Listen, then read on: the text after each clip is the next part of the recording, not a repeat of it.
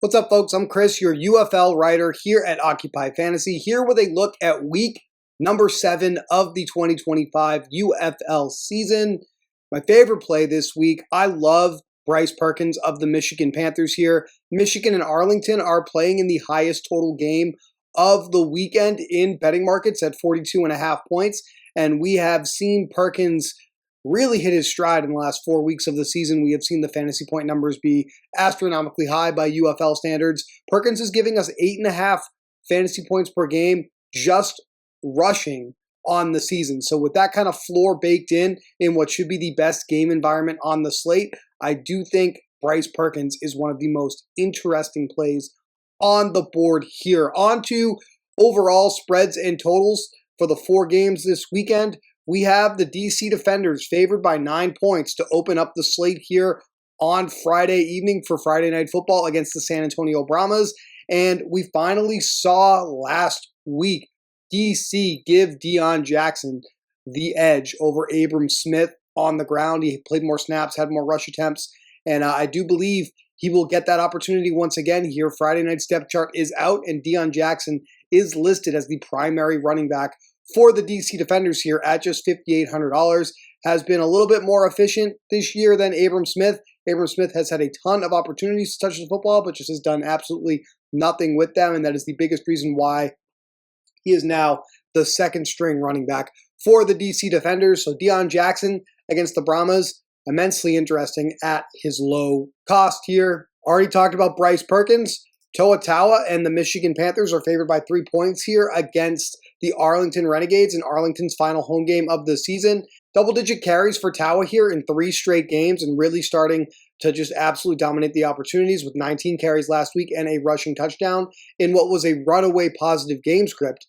Somewhat of a surprising runaway positive game script against the DC Defenders. So if this game does get out of hand again like that, I would look for Taua here to have the most upside in this backfield. He's $7,800, and McCrary had a decent showing just because he ended up with a touchdown, and I think he had a 1-point conversion rushing as well. But he is seeing basically half the amount of work as Taua at this point, so he's definitively the backup here, and he's more expensive. So I don't think he's as great of a play as Taua here at this point in the season.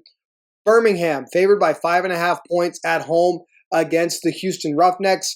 CJ Marable, kind of similar to Abram Smith, not very efficient on the ground this year, but still seeing more opportunities in this backfield, playing more snaps, getting slightly more opportunities in the passing game. I think he's clearly the better play versus Ricky Person Jr. right now as far as opportunities are concerned, even though Person has been a little bit more efficient. So if you're going to play Birmingham running back here, I do think Marable is the better of the 2 options. And these might be good tournament plays here in positive game scripts just because their prices a little bit higher than some of the value plays that we do have available to us, like Deion Jackson and like a couple of the underdogs that I'll talk about here in a minute. Finally, the number 1 running back in the league, Jacob Sailors. St. Louis favored by 4 points here on the road against the Memphis Showboats, one of the worst rush defenses in the league. This could be an opportunity for Sailors to get back on track with double-digit fantasy points, something he has not done since week 3 of this season. So it has been quite a while since we saw Sailors give us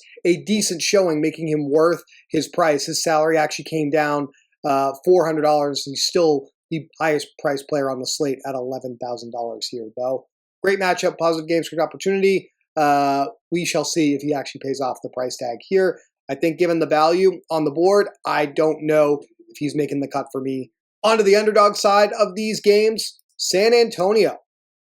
Not listed here just yet, but Anthony McFarland is out this week, and that means Jashaun Corbin and Aiden Robbins will be splitting work for the Brahmas here in week number 7. We've kind of seen San Antonio maintain a relatively even split of opportunities with their top 2 running backs all season long, whether that has been John Lovett and Anthony McFarland or Corbin and McFarland. So I feel like Robbins slides into that RB1B role here, and we see Corbin and Robbins split work versus Corbin just getting all of the work here.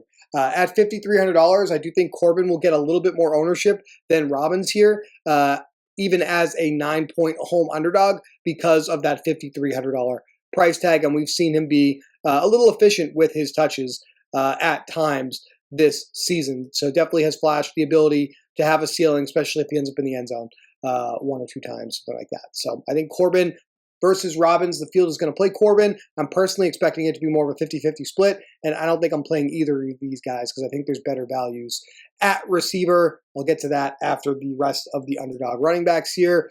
Arlington, this is going to be one of the most popular spots on the slate, I think, here, because Arlington has been a really competitive team this year. They are probably one of the best offenses in the league this year, and we have seen Day Hunter out-touch Kalen Ballage when they have both been playing, and we're not expecting Ballage to play here this Saturday. We haven't got the final injury report just yet at the time of this video. I'm recording this on Thursday afternoon around 3 o'clock in the afternoon.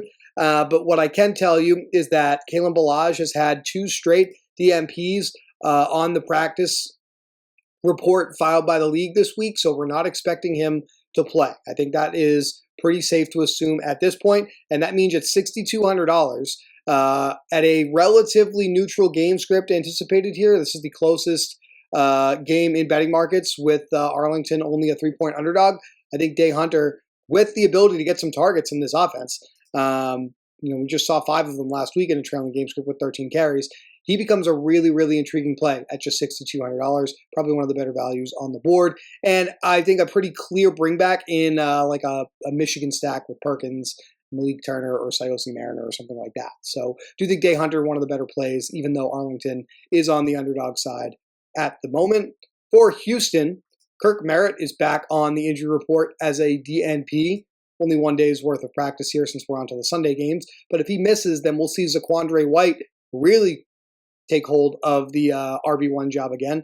He really hasn't been tremendously impacted by Merritt's return as far as performance goes. We've seen double-digit fantasy points in 4 straight games here, but with him out of the picture entirely, it would raise the floor a significant amount. Priced up, though, at $7,700, a little bit more expensive than some of these other guys I've already discussed, so probably a good tournament play only here. Memphis. I think this is one of the more intriguing underdog running back plays. Wes Hills was listed as the backup last week for the Showboats, but he basically stepped right in to that starting running back role. A little bit of brief history here for you spring football fans. Wes Hills, #1 running back in the 2023 USFL for the New Orleans Breakers, and all the turmoil on the Showboats coaching staff. Defensive coordinator Noel Mazzoni here, who took over once Jim Turner was officially the head coach. He was on the offensive staff for the Breakers and was a big part of Wes Hills just getting a ton of work and ending up leading the USFL in rushing production that year. And we saw him really go right back to what he knows best, feeding Wes Hills the rock here. 13 carries, 3 targets last week in a relatively close football game. So at just $6,000, I think Wes Hills has a ceiling here. And I think he's got a little bit more upside than Deneric Prince, who has just not been impressive at all this season. That's enough on the running backs here. If I'm going to pick a favorite play to slot into lineups, I think right now I like Day Hunter as a value. At receiver, where are some of the more popular plays going to be? I mean, it's always Justin Hall. He's relatively low ADOT wide receiver. Sees like targets only 5 or 6 yards down the field on average, but you see a really, really tremendously high floor of targets. Hasn't really hit a super high ceiling in fantasy point production. In fact, last week's 17.8 was his high watermark on the season, but Houston's offense flows through Justin Hall. These are safe fantasy points you can get into your lineups, and the field treats Justin Hall that way week in and week out. Trailing game script expected here against Birmingham. So once again, I think Justin Hall is going to be a very popular low-risk play. For me, my favorite low-risk play at pass catcher this week, I mean, who else, right? Chris Rowland with the DC Defenders. Still seeing DC push that football aggressively down the field more than anybody else in the league. Got a ceiling game last week for Rowland. Seems to still be healthy. I don't really think there's much of a debate here. First game on the slate, first game of the weekend. We can get rolling into our lineups and feel pretty good about where that takes us here. We also have the #1 wide receiver for my favorite quarterback, Bryce Perkins. Malik Turner leads the Panthers in team target share over or on the season, but also over the last few weeks of the season. A little bit of a lower volume passing attack last week with the runaway victory. Still ended up getting a touchdown and giving us a nice number of 14.4 fantasy points. I like Malik Turner for low risk lineups as well this week. Going back to the first game of the weekend, one of my favorite high-risk plays. I think he'll end up a little bit more popular than we're seeing right now, but Braylon Sanders has a league-high amount of air yards in the last 3 weeks, like an astronomically high number. 430 air yards in DC's offense since week 4. The next closest player actually is Chris Rowland on DC with 291. The third highest, Cornell Powell, at 280 air yards. So again, DC really pushing this ball down the field. Despite having 2 touchdowns in the last 2 weeks, Braylon Sanders still underperforming his opportunity in this offense by about 20 expected PPR fantasy points here. So my favorite number 1 underperforming wide receiver, great high risk play, Braylon Sanders. Similar to Sanders, an underperforming wide receiver, going to be in the final game of the weekend. We have Jonathan Adams of the Memphis Showboats. Still have not seen him really perform at the same level that he performed in the first couple of weeks of the season. Leads Memphis in opportunity, and now former Memphis Showboat D. Anderson, who actually did lead this team in targets over the last 3 weeks, he was traded to San Antonio, no longer in the picture. That, I think, raises the floor for Jonathan Adams, and we're looking for that ceiling game to come here against St. Louis here in week number 7, and I think he's capable of giving that to us with his workload in this offense. I think the key that kind of unlocks the safe here is the usage at wide receiver for the San Antonio Brahmas. We've seen San Antonio kind of throw out everything they did in the first half of the season and just try to make things work here a little bit better in the second half. And this is kind of a unique spring football thing. This is ultimately a league of opportunity where they're trying to give guys opportunities to put some things on tape for NFL evaluators to look at. And so San Antonio last week basically made wholesale changes up and down the lineup. We saw veteran journeyman NFL quarterback Kevin Hogan take over under center for San Antonio, and we saw the starting wide receiver rotation completely change. DraftKings hasn't really adjusted their pricing for this whatsoever. We still see Jontre Kirkland, Jacob Harris, and Greg Ward listed as the 3 most expensive wide receivers for the San Antonio Brahmas. However, last week, if we look at the routes run data, courtesy of the fine folks over at Pro Football Focus, who have been tracking the UFL all season long, we see that the leaders in routes run last week for San Antonio, Marquez Stevenson in the slot, ran 100% of his routes from the slot. Justin Smith and Rashawn Henry led this team in opportunities to play. Now we have D. Anderson also in the mix, who wasn't on the team last week.